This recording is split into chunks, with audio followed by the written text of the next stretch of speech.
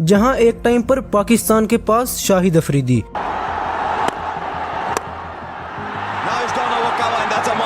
शुएब मलिक, मोहम्मद हफीज जैसे power hitters थे जो एक ही ओवर में पूरी गेम का नक्शा बदलने की एबिलिटी रखते थे। वहां पाकिस्तान अब इसी स्पोर्ट को क्लियर करने में स्ट्रगल कर रहा है। हम अक्सर देखते हैं कि बायलैटरल सीरीज में तो पाकिस्तान के पास बहुत बड़े पावर हिटर्स निकलकर सामने आते हैं। इवन PSL में भी पाकिस्तानी प्लेयर्स की तरफ से पावर हिटिंग अपने अरूज पर होती है, लेकिन बड़े स्टेज पर जाते ही पता नहीं क्यों इन्हें जंग लग जाता है। और जहां ये PSL के एक ओवर में ही पूरी गेम का नक्शा बदलते थे, वहां इंटरनेशनल में इन्हें सरवाइव करना ही मुश्किल हो जाता है। Very unlucky. Has that been taken? तो आखिर ऐसी कौन सी वजह है कि एक टाइम पर पाकिस्तान पावर हिटिंग का सेंटर होने के बावजूद आज किसी ICC टूर्नामेंट में इस एबिलिटी से महरूम है? क्या प्रॉब्लम टैलेंट के अंदर है या मामला कुछ और है? कंटिन्यू करने से पहले जल्दी से चैनल को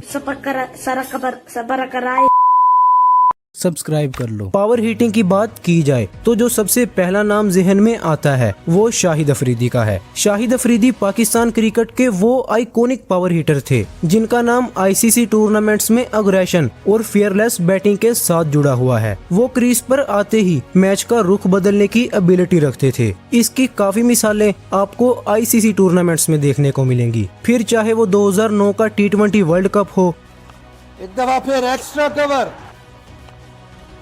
कवर की तरफ एक मर्तबा फिर 2014 का एशिया कप हो या कोई और बड़ा टूर्नामेंट, आज भी ODI क्रिकेट में पाकिस्तान की तरफ से फास्टेस्ट 50 और फास्टेस्ट सेंचुरी का रिकॉर्ड उन्हीं के नाम है। इसीलिए उन्हें बुम बुम अफरीदी का लक़ब दिया गया है। और सिर्फ शाहिद अफरीदी ही नहीं बल्कि उनके साथ शुएब मलिक, मोहम्मद हफीज, उमर अकमल और शर्जील खान जैसे प्लेयर्स ने भी पाकिस्तान को इंटरनेशनल लेवल पर पावर हिटर्स के तौर पर रिप्रेजेंट किया। इन प्लेयर्स की खास बात ये थी कि ये बड़े से बड़े स्टेज पर भी अपनी नेचुरल गेम से पीछे नहीं हटते थे, चाहे वर्ल्ड कप हो या कोई ICC टूर्नामेंट। हमने इन्हें प्रेशर के नीचे अपनी अप्रोच को बदलते हुए बहुत ही कम देखा है, लेकिन जैसे ही ये जनरेशन रिटायर हुई, न जाने क्यों पाकिस्तान की पावर हिटिंग पर जैसे जंग लग गया। आज भी PSL और बायलैटरल सीरीज में नए हिटर्स सामने आते हैं, लेकिन ICC टूर्नामेंट्स के प्रेशर में वही कॉन्फिडेंस, वही इंटेंट और वही इम्पैक्ट कहीं नजर नहीं आता जो कभी पाकिस्तान की पहचान हुआ करता था। अब सवाल ये है कि आखिर प्रॉब्लम टैलेंट में है या फिर सिस्टम और माइंडसेट में?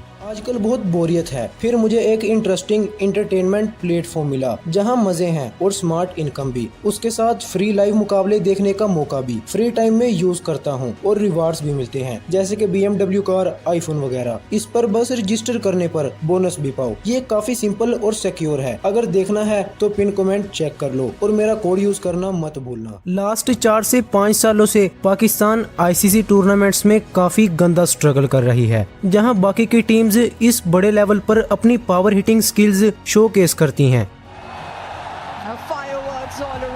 वहां पाकिस्तान के बैटर्स इनिंग सरवाइव करने के चक्कर में लैग होते हैं। मॉडर्न क्रिकेट में पावर हिटिंग सिर्फ एक ऑप्शन नहीं बल्कि जरूरत बन चुकी है, लेकिन पाकिस्तान की बैटिंग अप्रोच अभी भी कई दफा पुराने टेम्पलेट पर चलती नजर आती है। जब दूसरी टीम से मिडिल ओवर्स और डेथ ओवर्स में बाउंड्रीज और सिक्सेस के जरिए मैच का मोमेंटम अपनी तरफ ले जाती हैं, तब पाकिस्तान के बैटर्स स्ट्राइक रोटेट करने और क्रीज पर टिके रहने को ही कामयाबी समझते हैं। इसकी सबसे बड़ी मिसाल ICC इवेंट्स में पाकिस्तान के मिडिल ऑर्डर और फिनिशर्स की परफॉर्मेंस है। अक्सर देखा गया है कि जब मैच का प्रेशर बढ़ता है और रन रेट तेज करने की जरूरत होती है तो पाकिस्तान के बैटर्स या तो डिफेंसिव मूड में चले जाते हैं या फिर अचानक बड़े शॉट लगाने की कोशिश में अपनी विकेट गंवा देते हैं। नतीजा ये निकलता है कि जो टीम PSL में 200 प्लस स्कोर चेज कर लेती थी, वही ICC टूर्नामेंट्स में 160 से 170 के टारगेट को भी मुश्किल बना लेती है। सबसे दिलचस्प बात तो ये है कि पाकिस्तान में पावर हिटर्स की कमी कभी नहीं रही। हर PSL सीजन के बाद एक नया नाम हेडलाइंस में आ जाता है, लेकिन जब वही प्लेयर्स ICC टूर्नामेंट्स के pressure, world class bowling attacks और नॉकआउट मैचेस का सामना करते हैं तो उनका नेचुरल गेम कहीं खो जाता है। और शायद यही वो फर्क है जो पाकिस्तान को एक डेंजरस पावर हिटिंग साइड बनाने से रोक रहा है।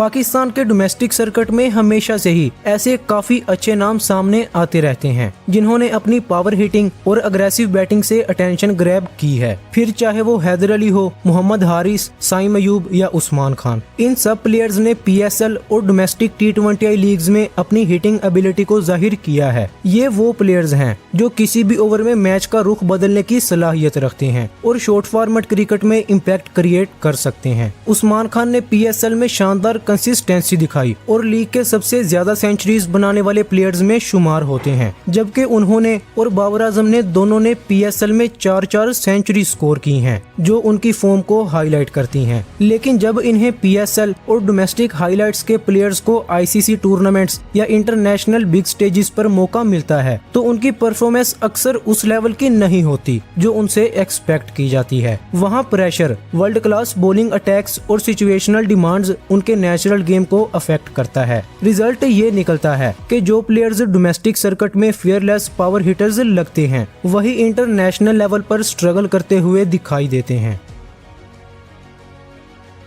यहाँ से सबसे बुरा और फाइनल एंगल सामने आता है, पाकिस्तान क्रिकेट का सिस्टमैटिक इशू। अभी भी हसन नवाज और अब्दुल समद जैसे प्लेयर्स को प्रॉपर खेलने का चांस नहीं दिया जा रहा। हसन नवाज जो पावर हिटिंग रोल के लिए नेचुरल गिफ्ट हैं, उसके साथ रिसेंट PSL में भी देखा गया है कि पेशावर ज़ल्मी की जानिब से खेलते हुए अब्दुल समद ने काफी जबरदस्त परफॉर्मेंस दिखाई है।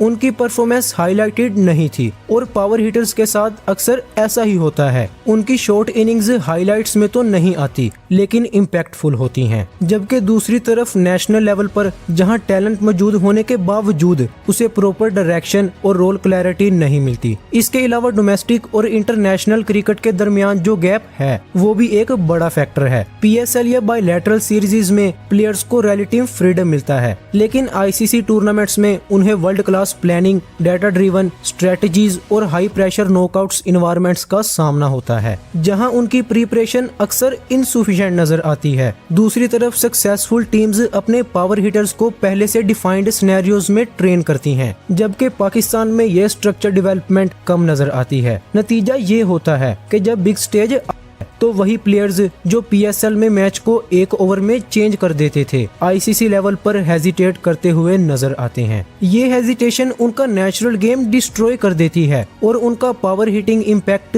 कम हो जाता है। इसीलिए असल प्रॉब्लम टैलेंट की नहीं बल्कि सिस्टम, प्लानिंग, कंसिस्टेंसी और प्रेशर बेस्ड ग्रूमिंग की है। जहां तक पाकिस्तान क्रिकेट को अपनी पावर हिटिंग आइडेंटिटी वापस लेने के लिए सीरियस इम्प्रूवमेंट की जरूरत है। पाकिस्तान क्रिकेट अगर दोबारा अपनी लॉस्ट पावर हिटिंग आइडेंटिटी वापस लाना चाहता है तो उसे सिर्फ न्यू प्लेयर्स ढूंढने की नहीं बल्कि कंप्लीट अप्रोच चेंज करने की जरूरत है। सबसे पहला स्टेप ये है कि प्लेयर्स को क्लियर और फिक्स्ड रोल्स दिए जाएं। हर बैटर को ये पता हो कि उसका काम एंकर है या फिनिशर है। मॉडर्न क्रिकेट में GT सबसे बड़ा एनिमी है और पाकिस्तान में अक्सर इसी वजह से टैलेंट कंफ्यूज हो जाता है। दूसरा important step structure power hitting training है, जहां प्लेयर्स को सिर्फ नेट्स में नहीं बल्कि प्रेशर सिनेरियोज में ट्रेन किया जाए, जैसे लास्ट 5 ओवर्स में specific targets, world class bowling simulation और डेथ ओवर्स डिसीजन मेकिंग।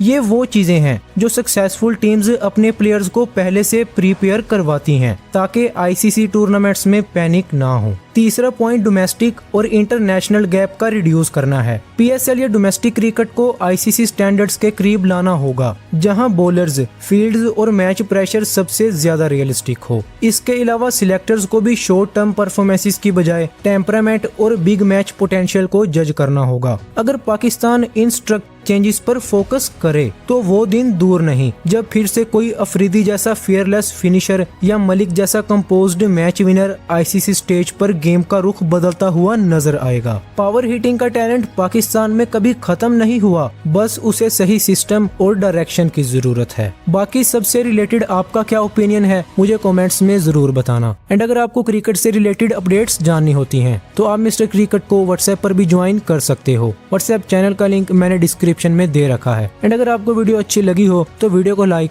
और चैनल को सब्सक्राइब